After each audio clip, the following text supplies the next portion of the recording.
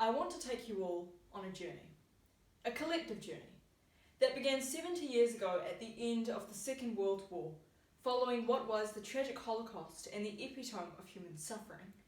This was a time that impinged our societal values, peace, and fundamental human rights. Now, the UN was established in 1945 to combat these principles from being breached.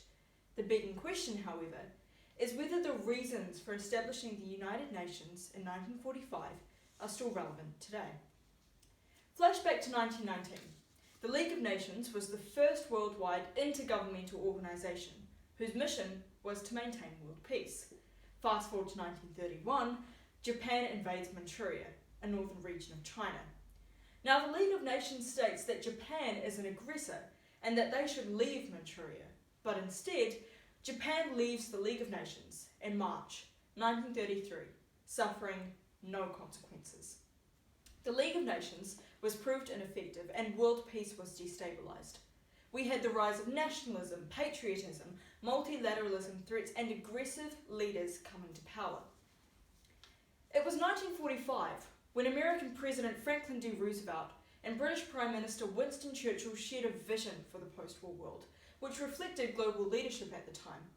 Their emphasis was on peace, security, international law, economic development, and human rights, which eventually became the basis for the UN Charter. The Charter set out four main objectives: maintaining worldwide peace and security, developing friendly relations among nations, fostering cooperation between nations to solve issues of any kind, and providing a forum for bringing countries together to meet the United Nations purposes and goals.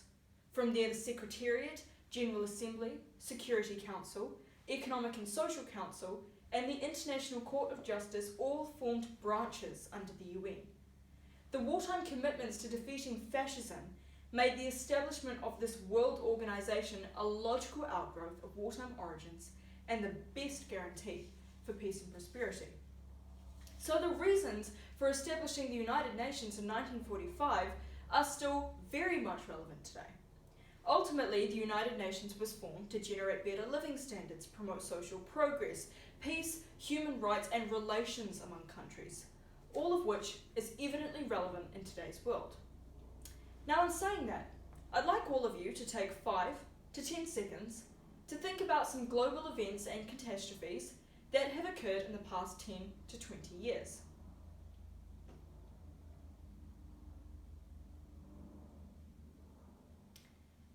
Now, when I was writing this, there were 3 events that came to mind: the Syrian Civil War, 9/11, and the Christchurch mosque attacks.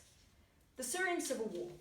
Before the conflict began, many Syrians were complaining about high unemployment, corruption, and a lack of political freedom. The unrest spread, and the country descended into civil war. The conflict left more than 360,000 dead, 192,000 missing, and Syrian people fleeing the country. 9/11. On September 11th, 2001, 19 militants associated with Islamic extremist group Al-Qaeda hijacked 4 aeroplanes and carried out suicide attacks in America. 2 of the aeroplanes flew into the Twin Towers of the World Trade Center in New York, and 3,000 people died in total. The Christchurch mosque attacks.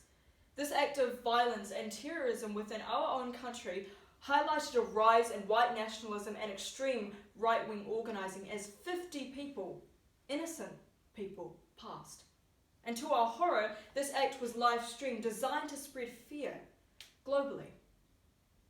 Now, these are just 3 of numerous global events and catastrophes that have occurred in the past 20 or so years. So despite social progression, it's clear to see that global crises are still ever present. Now think about this: if the holistic values such as human rights and peace, for example, were no longer relevant today, then it would have to mean that it has been achieved. So this effectively suggests that the world would be a utopia state, and that the United Nations would be a worldwide organisation facilitating happiness throughout the world. However, this is not the case. The reasons for establishing the United Nations in 1945 are still relevant today because human rights and peace, for example, has not been achieved, as demonstrated by the 3 global events that I have just outlined.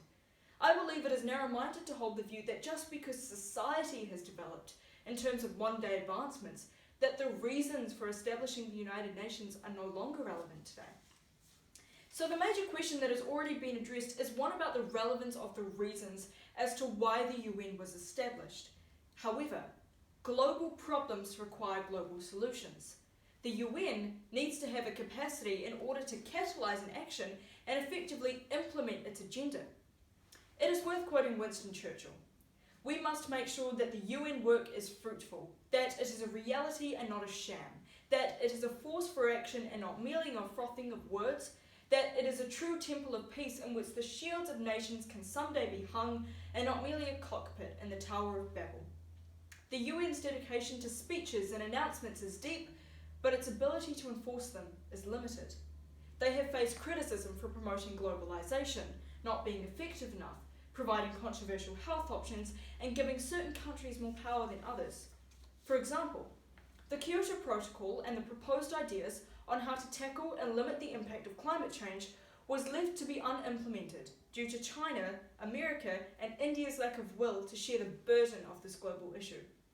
The problem of the will of countries inevitably limits the UN's role as an effective actor. The 1994 Rwanda mission. During this undertaking, the UN tried to stop the Rwandan genocide, but the Hutus slaughtered nearly 1 million members of the Tutsi minority. The crisis in South Sudan. This UN peacekeeping mission was unsuccessful at protecting civilians from death, torture, and rape. So although it would be very nice to stand up here and simply applaud the United Nations, we have to remember that this is 2020.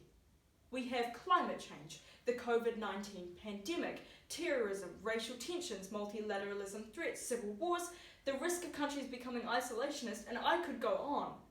Current trends are reminiscent of the behaviours in the 1930s that ultimately destroyed the League of Nations. And if we aren't careful, it will destroy the world as we know it today. So, it is crucial that the organisation step up its effort to tackle the underlying causes, not just the symptoms, of today's global issues. We are in the 21st century and we need a strong, reformed organisation. And as the President of Lithuania says, the UN will cease to exist if people stop believing in it. So here's what can be done. Just as the UN is a world centre for tying countries together, it must also be a place to network outstanding thinking. If the UN seeks alliances with government policy units and research centres, this could strengthen not only the UN's intelligence, but also lead towards better adherence towards the UN's reform agenda. The international community must be fully committed to the principles of engagement and cooperation. The Paris Agreement and the 2030 Sustainable Development Goals agenda stand as testament to what the world can deliver when called upon. We need more of this, not less. I strongly believe that the reasons for establishing the United Nations in 1945 are still relevant today. However, we need to push harder towards an effective framework for global governance if we wish to successfully tackle today's challenges. International cooperation and solutions are needed, not only to prevent, reduce, and end conflicts, but also to achieve a lasting and sustainable peace and prosperity for all. Thank you.